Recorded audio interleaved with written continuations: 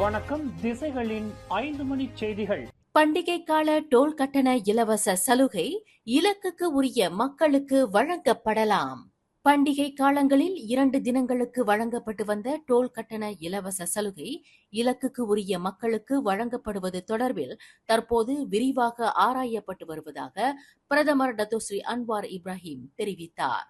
அனைத்து தரப்பைச் சேர்ந்த மக்களுக்கும் வழங்கப்படாமல் B40 மற்றும் M40 மக்களுக்கு எவ்வாறு அரசாங்கத்தின் உதவிகள் சென்றடைவதற்கு கவனம் செலுத்தப்படுகிறதோ அதேபோல் இலக்குக்கு உரிய மக்களுக்கு இந்த சலுகை வழங்கப்படுவது குறித்து ஆராயப்பட்டு வருவதாக பிரதமர் குறிப்பிட்டார்.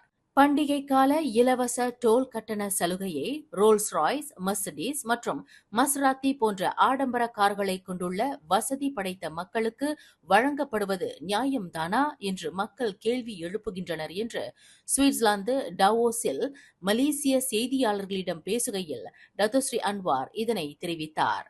இவ்விவகாரம் தற்போது பொதுப்பணித்துறை அமைச்சர் டத்தோஸ்ரீ அலெக்சாண்டர் நந்தாலிங்கியுடன் கலந்து ஆலோசிக்கப்பட்டு வருவதாக டத்தோஸ்ரீ அன்வார் குறிப்பிட்டார். முருகப்பெருமானின் உற்சவ திருநாளான தைப்பூச விழா நாடு முழுவதும் வரும் பிப்ரவரி 11 கொண்டாடப்படுகிறது. அன்றைய தினம் கிடா மாநிலத்திற்கு சிறப்பு விடுமுறை அங்கீகரிக்கப்பட்டுள்ளது. இந்த விடுமுறையை அங்கீகரித்துள்ள மந்திரி பசார் டத்தோஸ்ரீ அஜி முகமது சனுசி முகமது நோர் தலைமையிலான கிடா மாநில அரசுக்கு இந்து ஆலயங்கள் மற்றும் இந்து அமைப்புகள் ஒருங்கிணைப்பு பேரவையான மஹிமாவின் தலைவர் டத்தோ என் சிவகுமார் தமது நன்றியை தெரிவித்துக் கொண்டார். தைப்பூச விழாவை கொண்டாடும் இந்து பெருமக்களுக்கு மதிப்பளிக்கும் அதே வேளையில் கிடா மாநிலத்தில் இனங்களுக்கிடையில் ஒற்றுமை மற்றும் நல்லிணக்க உணர்வை மேலோங்கச் செய்ய கிடா மாநில ஆட்சிக்குழு எடுத்துள்ள இம்முடிவை மஹிமா வரவேற்பதாக டத்தோ சிவகுமார் குறிப்பிட்டார். கிடா மாநிலத்தில் உள்ள இந்துக்கள் தங்களின் சமய விழாவை தங்கள் குடும்பத்தினருடன் மகிழ்ச்சியாக கொண்டாடுவதற்கான நோக்கத்தை முன்னிறுத்தி கிடா அரசு இந்த சிறப்பு விடுமுறையை வழங்கியுள்ளது. தைப்பூசம் என்பது இந்துக்களுக்கு ஒரு முக்கிய விழாவாகும். சமூகத்தில் கலாச்சார மற்றும் சமய கூறுகளை வலுப்படுத்துவதில் தைப்பூசம் முக்கிய பங்காற்றுகிறது. தற்போது Selangor, Kuala Lumpur, Putrajaya, Perak, Johor, Negeri Sembilan, Penang போன்ற பல மாநிலங்களுக்கு தைப்பூச தினத்தன்று பொது விடுமுறை அளிக்கப்பட்டுள்ளது. கடவுள் மீது நம்பிக்கை வைத்தல் எனும் ருக்குன் நகாராவின் முதல் கோட்பாட்டிற்கு இணங்க கிடா மாநில இந்துக்கள் தங்களின் சமய கடமைகளை நிறைவேற்றுவதற்கு மாநில அரசு மதிப்பளித்திருப்பது பாராட்டத்தக்கதாகும் என்று டத்தோ சிவகுமார் குறிப்பிட்டார். அதேவேளையில் கிடா மாநிலத்தில் தைப்பூச விடுமுறை என்பது பல ஆண்டுகளாக இந்துக்கள் நடத்திய போராட்டத்தின் விளைவாக கடந்த 2013 முதல் தைப்பூச விடுமுறை வழங்கப்பட்டதையும் டத்தோ சிவகுமார் சுட்டிக்காட்டினார். எனினும் இந்த தைப்பூச விடுமுறை என்பது கிடா மாநிலத்தில் ஒரு சிறப்பு விடுமுறையாக அல்லாமல் இதர மாநிலங்களைப் போல் ஒரு நிரந்தர பொது விடுமுறையாக அங்கீகரிக்கும்படி டத்தோஸ்ரீ சனுசி நோர் தலைமையிலான கிடா மாநில அரசாங்கத்தை இவ்வேளையில் தாம் கேட்டுக்கொள்வதாக டத்தோ சிவகுமார் ஒரு அறிக்கையில் தெரிவித்துள்ளார். சிறார்களை பிச்சை எடுக்க வைத்து சுரண்டி வரும் கும்பல்களின் தளமாக மலேசியா உருவாகுவதற்கு ஒருபோதும் அனுமதிக்கப்படாது என்று மகளிர், குடும்ப மற்றும் சமூக மேம்பாட்டுத்துறை அமைச்சர் டத்தோஸ்ரீ நான்சி ஷுக்ரி தெரிவித்துள்ளார். இத்தகைய மோசடி கும்பல்களின் செயல்கள் மலேசியாவின் தோற்றத்தை மிகப்பெரிய அளவில் பாதிக்கச் செய்யும் என்று அவர் குறிப்பிட்டார். குறிப்பாக அரியா பருவத்தில் உள்ள சிறார்களை பயன்படுத்தி அவர்களை பிச்சை எடுக்க வைக்கும் செயல் ஒரு குற்றச் செயலாக வகைப்படுத்தப்பட்டுள்ளதாக நான்சி ஷுக்ரி தெரிவித்தார். பிச்சைக்காரர்களை துடைத்தொழிக்கும் நடவடிக்கையை தமது அமைச்சு தொடர்ந்து மேற்கொண்டு வரும் என்பதையும் அவர் தெளிவுபடுத்தினார். தனது சேவையை பெற வந்த பகுதி நேர நடிகர் ஒருவரை மானபங்கம் செய்ததாக முக ஒப்பனையாளரும் சிகை அலங்கரிப்பாளருமான ஆடவர் ஒருவர் மலாக்கா செஷன்ஸ் நீதிமன்றத்தில் இன்று குற்றஞ்சாட்டப்பட்டார். 42 வயது சாரில் சரிப் என்ற அந்த முக ஒப்பனையாளர் நீதிபதி ஹடேருயா சிரி முன்னிலையில் நிறுத்தப்பட்டு குற்றச்சாட்டு வாசிக்கப்பட்டது.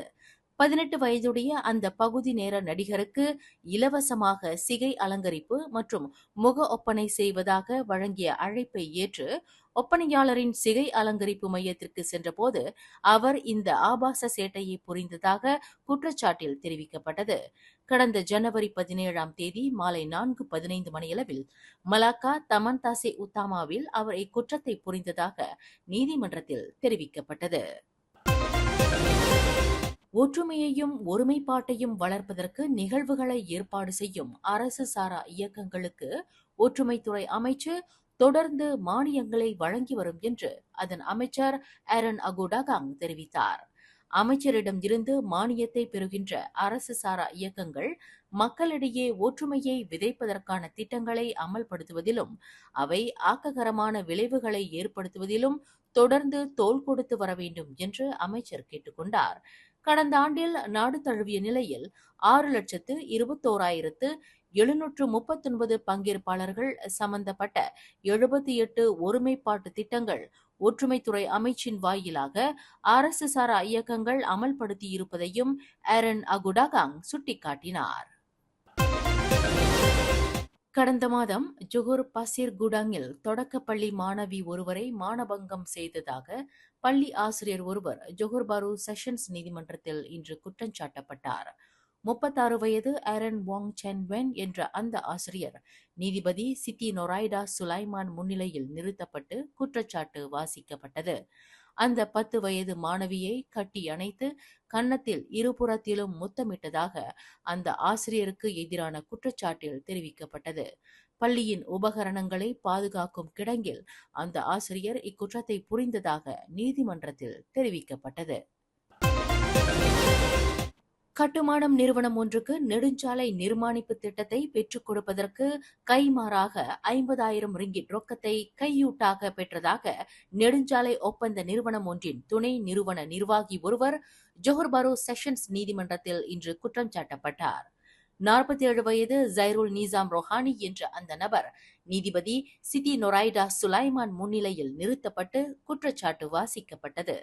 கடந்த 2023ஆம் ஆண்டு டிசம்பர் 7, 12, 13 ஆகிய தேதிகளில் ஜொஹூர் பாரு தமான் யூனிவர்சிட்டியில் உள்ள உள்ளூர் வங்கியில் ஜைருல் நிசாம் ரொஹானி இக்குற்றத்தை புரிந்ததாக நீதிமன்றத்தில் தெரிவிக்கப்பட்டது. தனது மனைவியின் வங்கிக் கணக்கில் 3 கட்டங்களாக இந்த கையூட்டு தொகையை ஜைருல் நிசாம் ரொஹானி பெற்றதாக குற்றச்சாட்டில் தெரிவிக்கப்பட்டது. எனினும் தனக்கு எதிரான குற்றச்சாட்டை அந்த நிர்வாகி மறுத்து விசாரணை கோரியுள்ளார். மேலும் செய்திகளை தெரிந்து கொள்ள கீழே இருக்கும் பெல் பட்டனை அழுத்துங்கள். உங்கள் மகிழ்ச்சியை வெளிப்படுத்த லைக் மற்றும் ஷேர் செய்யுங்கள். தொடர்ந்து திசைகளோடு இணைந்திருக்க சப்ஸ்கிரைப் செய்யுங்கள்.